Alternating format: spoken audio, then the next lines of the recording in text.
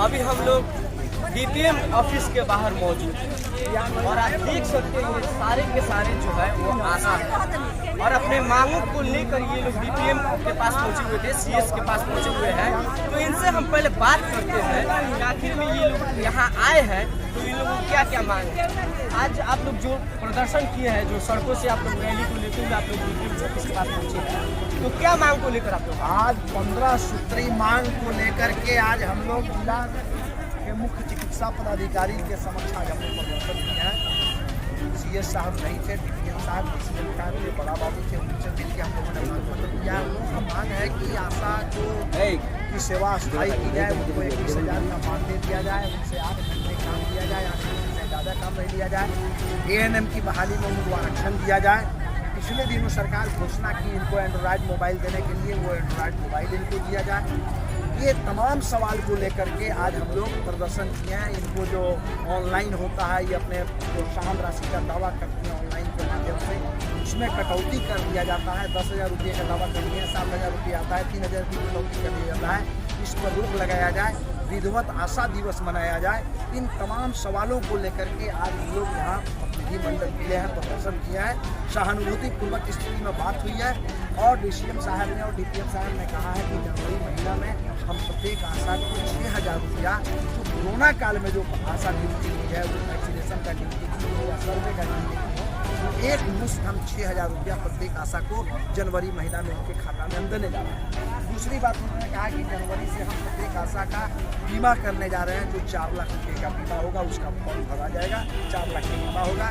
इनका ई श्रम कार्ड भी बनेगा और ई श्रम कार्ड बनने से ये फायदा होगा हमारी आशा को कि यदि कोई आकस्मिक दुर्घटना हो जाती है तो उस परिस्थिति में ई श्रम कार्ड यदि इनके पास रहेगा तो 2 लाख रुपया तक का सहायता सरकार इनकी दे सकती है। तो ई श्रम कार्ड बनाने की भी बात उन्होंने कहा है कि उसके लिए भी आदेश आ चुका है। और कुछ सवाल जो है, जो सरकार से संबंधित सवाल है, जैसे एएनएम की बहाली में आरक्षण देना या आपको 21,000 का मानदेय देना, सेवा स्थायी करना, ये सरकार से संबंधित बात है। हमने कहा है कि भाई कैबिनेट की मीटिंग होने वाली है, मुख्यमंत्री जी आने वाले हैं, आप लोग उसके पहले इस बात को सरकार तक पहुँचाने का प्रयास कीजिए ताकि हमारी आशा जो पिछले 16 वर्षों से लगातार काम करती आ रही है और स्वास्थ्य विभाग का जो भी कार्यक्रम है उसको धरती पर उतारने की जिम्मेवारी हमारी आशा को है और आशा ही उसको धरती पर उतारने का काम करती है। आज यदि आशा काम करना छोड़ दे तो गाँव में स्वास्थ्य विभाग का नाम मिट जाएगा, कोई नाम लेने वाला नहीं रहेगा। तो इतना कठिन परिश्रम करने के बाद हमारी आशा को यदि सम्मानजनक मानदेय नहीं मिलता है, सम्मान नहीं मिलता है, तो ये खेदजनक बात है। इस संदर्भ में हम लोगों ने बातचीत उनसे किया है और उन्होंने आश्वासन दिया है कि जनवरी तक आप वेट कीजिए, जनवरी तक बहुत कुछ सुधार होने की संभावना है। और एक और बात मैं कहना चाहता हूँ कि हमारी आशा जो ट्रेनिंग की है, तो बहुत ट्रेनिंग पीरियड में पिछले साल भी आशा ट्रेनिंग की, इस साल भी आशा ट्रेनिंग की है, ट्रेनिंग का पैसा नहीं मिल रहा है। उसके लिए भी हम लोगों ने बात किया और उसको भी कहा है कि पिछला साल जो आशा ट्रेनिंग की है या इस साल जो ट्रेनिंग किया है, एक एक पैसा जोड़ करके हम लोग आशा खत्म हो रहे हैं। जो आप अभी बता रहे थे कि अवैध नर्सिंग होम के लिए आप बता रहे थे, इस पर आप मतलब क्या देखिए, अवैध नर्सिंग होम तो ये इसको यूनियन से मत आप लीजिए, ये मैं व्यक्तिगत रूप से मैं कहना चाहता हूँ कि अवैध नर्सिंग होम तो धड़ल्ले से इस जिला के अंदर चल रहा है।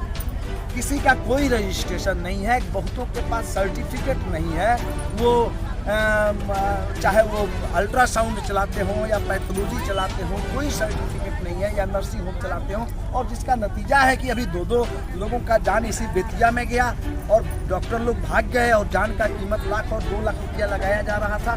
तो ये तो नर्सिंग होम जो अवैध तरह के नर्सिंग होम जो चल रहे हैं, जो बिना प्रमाण पत्र वाले नर्सिंग होम चला रहे हैं, मैं तो पहले भी पिछले दिनों भी कहा था, मैंने सीएस साहब से भी कहा था और डीएम साहब को भी मैंने लिखा है कि इसकी जांच करवाई जाए और जो लोग भी इस कुकर्म में दोषी हैं, गरीबों के मौत के जो सौदागर बने हुए हैं, कुछ लोगों ने सवाल उठाया हमसे, कहा कि आपकी आशा भी संलिप्त है। हम तो बराबर कहते हैं आशा लोगों से कि क्यों बदनाम करती है। मैंने कहा, कुछ लोगों ने कहा कि आपकी आशा भी संलिप्त है मरीज को वहाँ पहुँचाने में।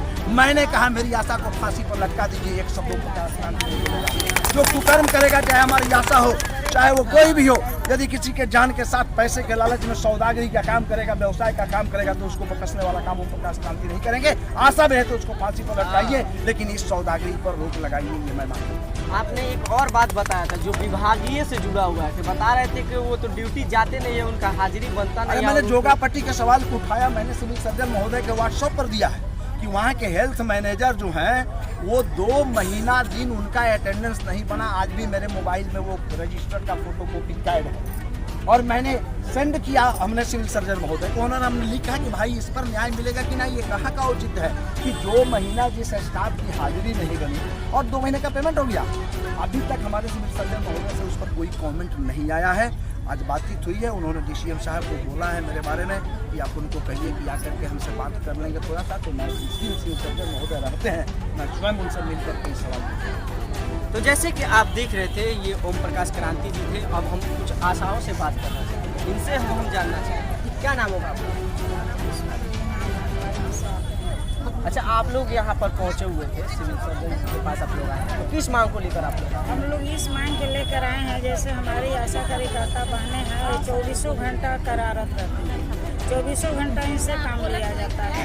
अब भुगतान करने के समय यहाँ गया तो वहाँ गया, ख़त्म हो गए। जैसे हम लोग इलेक्शन में ड्यूटी किए, इलेक्शन में सुबह 6 बजे से शाम 6 बजे तक ड्यूटी किए, वो इलेक्शन वाला पैसा के भुगतान नहीं हुआ। और लोग जो प्राइवेट से काम किए इलेक्शन में, उन लोगों के भुगतान 500-500 रुपया हो गई, लेकिन हमारी आशाओं की नहीं हुई। कोरोना में पिछला साल जितना भी कोरोना इतनी कड़ी थी कि सब लोग अपना घर से नहीं निकलता था, लेकिन हम लोग के यही कहा गया कि नहीं मास्क दिया गया, नहीं ग्लव्स दिया गया, बस कहा गया कि आप लोग जाइए सर्वे कीजिए हर घर में कि बाहर से कौन आया है। हम लोग जाके बाहर एकदम सामने आमने सामने आदान प्रदान कर रहे हैं। आप कहाँ से आए हैं? तो हम यहाँ से आए हैं। तो आप कैसे आए हैं? आपको सर्दी खांसी नहीं है? मतलब अनेक चीज़, एक एक चीज़ पर हम लोग वहाँ जाके रिपोर्ट बना के ले आके PSC में लिए हैं। नहीं उसमें ग्लव्स मिला, नहीं मास्क मिला, नहीं उसका पैसा मिला। फिर इस समय भी हम लोग कोरोना के सर्वे एक बार नहीं 4-5 बार हम लोग सर्वे कर दे दिए, जिसका पैसे नहीं मिला। फिर अब मोबाइल से लगा हुआ है, जितना लोग के कोरोना लगी है मोबाइल नंबर है वो 10 पेज 15 पेज दिया रहा है कि आप लीजिए ये पन्ना को, सबको फोन के पता कीजिए किसको लगा है किसको नहीं लगा। दूसरा किसको लगा है किसको नहीं लगा है, वो भी काम हम लोग कर रहे हैं, लेकिन उसका भी कोई भुगतान नहीं है। तो हम लोग अपने मांग के लेकर आए हैं। हम लोग के पैसा एसनी रिपोर्टर पे है, उस पर भी हम लोग के पैसा हम लोग लोड कर रहे हैं। 7,000 हुआ, उसमें से 3,000 आ रहा है, 5,000 आ रहा है। तो कहाँ कट गया? तो रात से कट गया कि कहाँ से कट गया हम लोग तो नहीं जानते हैं। इतने पढ़े लिखे तो हम लोग हैं नहीं, बहुत कम पढ़े लिखे हैं, तो इसलिए इतना नॉलेज नहीं है। वो कहाँ जाता है उसका पता नहीं लगता। इसके मांग के लेकर आए, सरकार हम लोग के स्थायी करे कि हम लोग भी समझे हम सरकारी कर्मचारी हैं।